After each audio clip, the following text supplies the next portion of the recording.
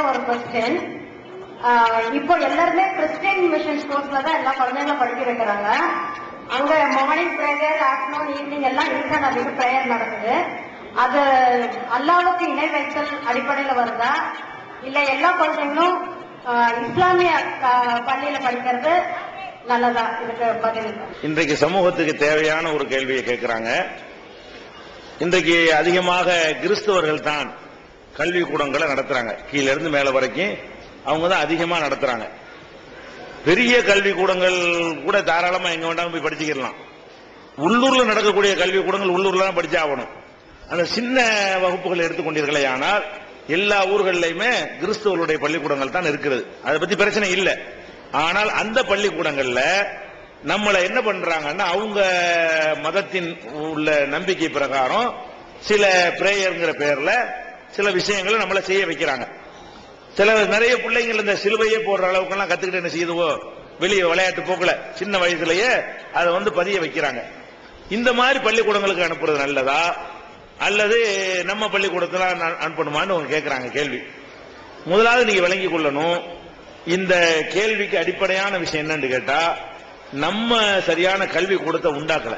முதல் விஷயம். நீங்க வேணான்னு சொன்னா எங்க போய் படிப்பாங்க? அதுக்குரிய காரணத்தை ரெண்டாவது சொல்றேன், அது என்ன தீர்ப்புங்கிறத. ஆனால் முதல் விஷயம் என்னன்னு கேட்டா, இவ்வளவு பெரிய மக்கள் இருக்கக்கூடிய நம்ம சமூகத்துல நம்ம ஏன் கல்வி கூடம் நடத்தக்கூடாது? கல்வி கூடம் நடத்துறது இன்னும் சொல்ல போனா லாபகரமா நடத்துறான் எல்லாரும்.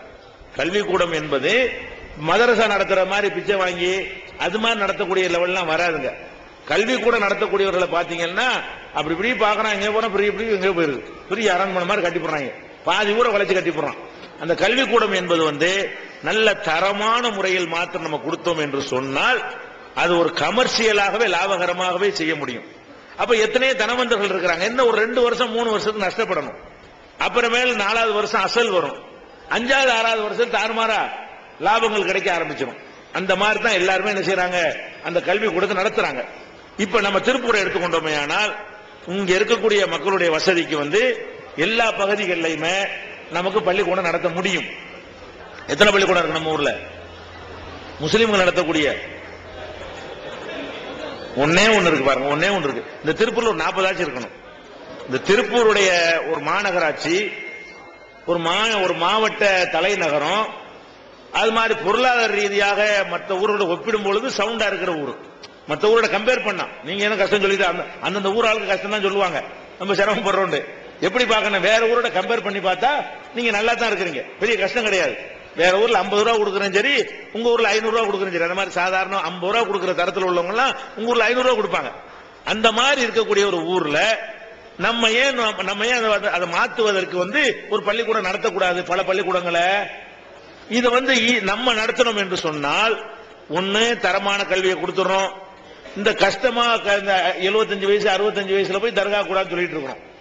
75 வயசு கிழவனை கூப்பிட்டு வச்சுக்கிட்டு நீ தர்காவுக்கு போவாதேங்கிறோம்.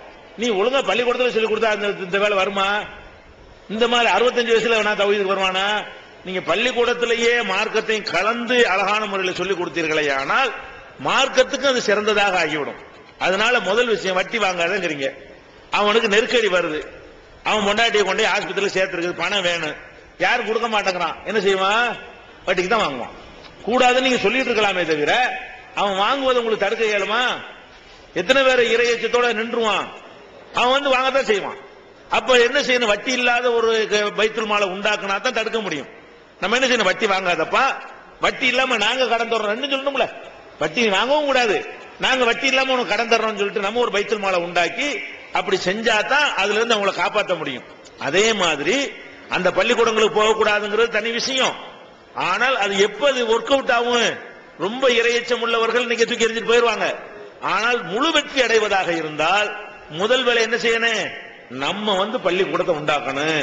இங்க உள்ள தௌஹீத் ஜமாத்துக்காரங்க நினைச்சாலும் சரி, வேற ஜமாத்துக்காரங்க நினைச்சாலும் சரி, பல பள்ளிக்கூடங்களை உண்டாக்க முடியும், தரமா உண்டாக்க முடியும். தரமாக நடத்துவது எப்படி என்பதற்கு உங்களுக்கு ஆலோசனை தேவைப்படுமையானால் அதற்குரிய ஆலோசனைகளை எல்லாம் நாங்க தரோம் இன்ஷா அல்லாஹ். நம்ம ஜமாத்தில் நடத்தக்கூடிய பல பள்ளிக்கூடங்கள் டாப்ல, ஜமாத்து நேரடியாக இல்ல, நம்ம சகோதரர்கள்ட்ட சொல்லி தௌஹீத் ஜமாத் சகோதரரை சேர்ந்தவர்கள் பணம் போட்டு என்ன செய்யறாங்க, பல ஊர்ல நடத்துறாங்க. இன்னைக்கு எங்கேயோ தாறுமாறா நல்லா வளர்ந்து இருக்கிறது, தரம் நல்லா கூடி போயிருக்கிறது. அந்த மாதிரி நம்ம நடத்தணும்னு சொன்னா நம்ம மக்களுடைய ஈமானை பாதுகாக்க முடியும். அது போக ஏழைப்பாளைகள் இருப்பாங்க இல்லையா, அவங்களுக்கு சமூக பொறுப்போட நம்ம வந்து கருணை காட்ட முடியும். அவங்க கருணை காட்ட மாட்டாங்களே, நம்ம சமுதாயம் வச்சுக்கிறீங்களேன், ஒரு செல்வந்தர்கள்ட்ட ஒரு நல்ல ஒரு பீஸ் வாங்கிக்கலாம், நடுத்தரமான மக்கள்கிட்ட ஒரு நாமினலா ஒரு பீஸ் வாங்கிக்கலாம். ரொம்ப ஏழை மக்களா இருந்தாங்கன்னு கேட்டா அதுல ஒரு வருமானத்தை ஒரு 10% அதுல வந்து அந்த டிஸ்கவுண்ட் பண்ற மாதிரி ஏழைகளுக்குன்னு சொன்னோம்னா அதெல்லாம் நம்ம செஞ்சதான் வரும். அவன் செய்ய மாட்டான். நம்மளோட இந்த கல்வி கூட நடத்தணுமே, ஆனால் அந்த மாதிரிலாம் செய்ய முடியும். இது வந்து மக்கள்கிட்ட ஒரு விழிப்புணர்வு பிரச்சாரம் செய்தோம் என்று சொன்னால் தரம் அதே நேரத்தில் 300 ரூபாய் 400 ரூபாய் டீச்சர் போடக்கூடாது, ஒழுங்கான டீச்சர் போடணும். அது நடத்தும் போது என்ன செய்யக்கூடாது, ஆரம்பத்தில் லாபத்தை பார்க்காம ஸ்டாண்டர்டை காட்டணும். தரம் நல்லா இருக்கும், முஸ்லீமுடைய ஸ்கூல்னா தரமா இருக்கும் என்கிற ஒரு பேரை கொண்டு வந்தீங்கன்னு சொன்னா வேற மதத்துக்காரன் நீங்க ஒன்னா விட்டுருவாங்க. சரியா? அப்ப இந்த வெற்றிடத்தை நீங்க நிரப்பாமல் நீங்க வந்து வெறுமனே பயான் பண்ணி கொண்டிருந்தீர்களே, ஆனால் இதுக்கு தீர்வு கிடையாது. நம்ம எதிர்கால தலைமுறை வந்து ஈமான் இல்லாம நாத்திகர்களாக அல்லது பல தெய்வ நம்பிக்கை உடையவர்களாக என்ன செய்வாங்க, அவங்க வார்த்தெடுக்கப்படுவார்கள். அவ்வளவு பெரிய ஆபத்து இருக்கிறது, விளங்கிக் கொள்ள வேண்டும். இதை நீங்க வந்து ஒரு முயற்சி பண்ணி இப்ப கூட நீங்க மசோரா பண்ணி அது தீவிரமா பண்ணி இந்த திருப்பூர்ல தௌஹீத் ஜமாத்துல 1-2 ஸ்கூல் நடத்தலாம். இவ்வளவு பெரிய ஊருக்கு மேலப்பாளையத்து மக்கள் ஏழ்மையான பீடி சுத்துற மக்கள் அந்த ஊர்ல தௌஹீத் ஜமாத்துல என்ன செய்யறாங்க, ஸ்கூல் நடத்துறாங்க. மேலப்பாளையத்துல வசதியை எடுத்துக்கொண்டோம். ஆனால் உங்களோட ரொம்ப அற்பத்தில் இருக்கக்கூடியவங்க மேலப்பாளையத்தில் உள்ள தமிழ்நாடு தௌஹீத் ஜமாத் கிளை சார்பாக அங்க இர்ஷாத் நர்சரி பள்ளி நடத்துறாங்க. ரொம்ப சிறப்பாக நடத்தப்படுகிறது. களஞ்சியம் ஸ்கூல்னு சொல்லி சென்னையில் நடத்துறாங்க, அதுவும் சிறப்பாக நடத்தி கொண்டிருக்கிறார்கள். நம்ம தலைமையிலிருந்து அல்புர்கான் மதுரையில் நடத்துறோம், அதுவும் சிறப்பாக நடத்துறோம். ஹாஸ்டலோடு நடத்துவதற்கு இன்ஷா அல்லாஹ் திட்டம் போட்டுக்கிட்டு இருக்காங்க. வெளியூர் பிள்ளைகளையும் தங்க வச்சு நடத்துற மாதிரி.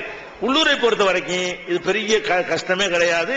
அழகான முறையில் நம்ம என்ன செய்யலாம், சின்ன வயசுல உள்ள பாடங்களை ஒரு 8ஆம் கிளாஸ் வரைக்குமாவது ஒரு நடுநிலைன்னு சொல்றோம் இல்லையா, அந்த ரேஞ்சுக்காவது நம்ம என்ன செய்யணும், ஒரு கல்வி கூடத்தை நம்ம நடத்தி அது வந்து ஒரு முன்மாதிரியா இருக்கணும். இது புரிந்து கொள்ளணும், இதை தவிர்த்துக் கொள்ளலாம்.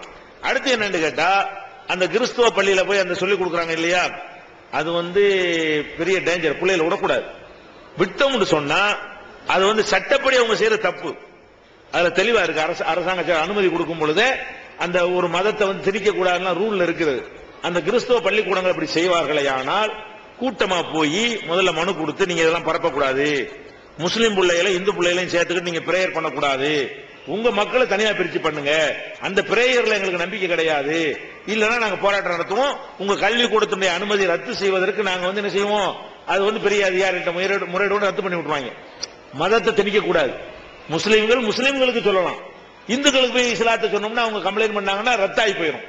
அவங்க சட்டவிரோதமா அதை செய்யறாங்க. நாட்டு சட்டத்துக்கு எதிராகத்தான் அவங்க ஏதோ கல்வி இருக்கு. திமுர்ல என்ன செய்யறாங்க, எங்கள்கிட்ட என்ன பண்ணிடுன்னு நினைக்கிறாங்க, பண்ண ஏழும். நீங்க மட்டும் ஒழுங்கா நின்றீங்கன்னா 1000 பேர் திரண்டு போய் பள்ளிக்கூடத்தை சீல் வைக்கிற வரைக்கும் ஓய மாட்டோம்னு கலெக்டர் வருவாரு, கல்வித்துறை அதிகாரி வருவாரு, நீ ஒழுங்கா நடத்துறியா, இந்த பிரேயர்ல எல்லாம் பிள்ளைகள் எடுக்க கூடாது என்று சொல்லி நினைத்தீர்களே, ஆனால் நிறுத்த முடியும். பல நிறுத்தி காட்டிருக்கிறோம். இந்த மாதிரி விஷயங்கள்ல வந்து சும்மா சொன்னா பிள்ளைகளை சொன்னா மிரட்டுவாங்க. அந்த பிள்ளையோட பேரண்ட்ஸ் மட்டும் போய் சொன்னு வைங்க, டிசி கொடுத்துருவோம் அப்படி பண்ணி மிரட்டுவாங்க. பிள்ளைகள் மேட்டர் ஆக்கக்கூடாது, சமுதாய மேட்டர் ஆக்கணும், மார்க்கத்தினுடைய மேட்டர் ஆக்கணும். அது எப்படி நீ வந்து அரசாங்கத்து கல்வி கூட நடத்துறான்னு சொல்லிவிட்டு நீ ஒரு பீரியட் விருப்ப பாடமா வச்சுக்கலாம். ரிலிஜனை மத கல்வியை வந்து விருப்ப பாடம் விரும்பியவர்கள் பண்ணலாம்னு சொல்லலாமே தவிர உன் விருப்பத்தை எங்க மேல எப்படி திணிப்ப, இது அரசியல் சட்டத்துக்கு எதிரானதாச்சே, உன் கல்வி கூடத்தில் அங்கீகாரமா ரத்தாயி போயிருமே என்கிற அளவுக்கு அதை வந்து நீங்க இஷ்யூ ஆக்கணும். இது 2வது விஷயம் தான். ஃபர்ஸ்ட் விஷயம் என்னது, நீங்க ஆரம்பிக்கிறது முதல் வேலை. 2வது வேலை, இந்த மாதிரி எந்த பள்ளிக்கூடத்தில் செய்யறாங்களோ முதல்ல போய் நாங்க வந்து இது மாதிரி செய்யக்கூடாது, சட்டத்தில் இடம் கிடையாது, நீங்க இது மாதிரி திணிக்கிறதா வருகிறது, நீங்க வந்து உங்க மதத்து பிள்ளைகளை தான் நீங்க இப்படி செய்யணும். விவரம் தெரியாத பிஞ்சு குழந்தைகள் மைனருக்குன்னு தனி சட்டம் இருக்குது, அவங்களுக்கு எதையுமே திணிச்சிடக்கூடாது. மதமாற்றம் செஞ்சா கூட செல்லாது மைனர்கள், தெரியுமா? அந்த மாதிரி இருக்கக்கூடிய நேரத்தில் நீங்கள் மைனர் பிள்ளைகளுக்கு போய் என்ன செய்றீங்க, உங்க கருத்தை திணிக்கிறீங்க. ஒன்னும் தெரியாத பருவத்தில் நீங்க வந்து அதை விதைக்கிறீங்க, தப்பு. இது நாங்க வந்து நிறுத்திக்கிறீங்கன்னு சாதாரணமா சொல்லுங்க. அதை மீறி நடத்தினாங்கன்னு சொன்னா அதை ஸ்கூலை மூடுன்னு சொல்லி போராட்டம் பண்ணி கொடுங்க. ஸ்கூலை மூடுன்னு அதிகாரிலாம் வருவான், 2000 பேர் தரணும்னு என்ன செய்யுங்க, மூடுண்டா தான் என்ன செய்யுங்க, அது தீர்வு கிடைக்கும். அவன் என்ன செய்வான், இல்லை நாங்க என்ன செய்ய மாட்டோம், உங்க முஸ்லீம்களை எல்லாம் செய்ய வேணாம், பிரேயர் முடிஞ்சு வரட்டும், பிரேயர் நேரத்தில் ஒதுங்கி நின்றுக்கிறட்டும், பிரச்சனையே வராது. ஒரு புள்ள விஷயம் 2 விஷயம் மேலும் ஃபெயில் ஆக்கி விட்டுறாங்க. அது ஃபெயில் ஆக்க கூட. இப்ப வந்து என்னாச்சு, ஃபெயில் ஆக கூட சட்டம் தெரியுமில்ல, 8ஆம் கிளாஸ் ஃபெயில் கிடையாது. இப்ப என்ன சட்டம் போட்டாங்க, மத்திய அரசாங்கத்தில் ஒரு ரூல் போட்டு 8ஆம் வகுப்பு வரைக்கும் யாரையும் ஃபெயில் ஆக்கவே முடியாது. வழங்குதா, 8க்கு மேலதான் ஃபெயில். முதல்ல 3 வரைக்கும் இருந்துச்சு எம்ஜிஆர் காலத்துல. இப்ப வந்து 8ஆம் கிளாஸ் வரைக்கும் வந்துட்டாங்க, 8 வரைக்கும் யாரையும் ஃபெயிலாக்க முடியாது. அதனால அதுக்கு நம்ம பயப்பட தேவை கிடையாது. அதனால ஒன்னு பள்ளிக்கூடத்தை ஆரம்பிங்க, ரெண்டாவது இது மாதிரி செஞ்சாங்கன்னு சொன்னா அதை எதிர்த்து என்ன செய்யுங்க, போராடுங்க. சும்மா இருக்கிற சமுதாயம் வந்து நியாயத்தை பெற முடியாது. போராடுனா தான் என்ன செய்ய முடியும், இந்த நாட்டில் வந்து அரசாங்கத்துல நியாயம் பெற முடியும், மற்ற அனைத்து மட்டத்திலும் நியாயம் கிடைக்கும்.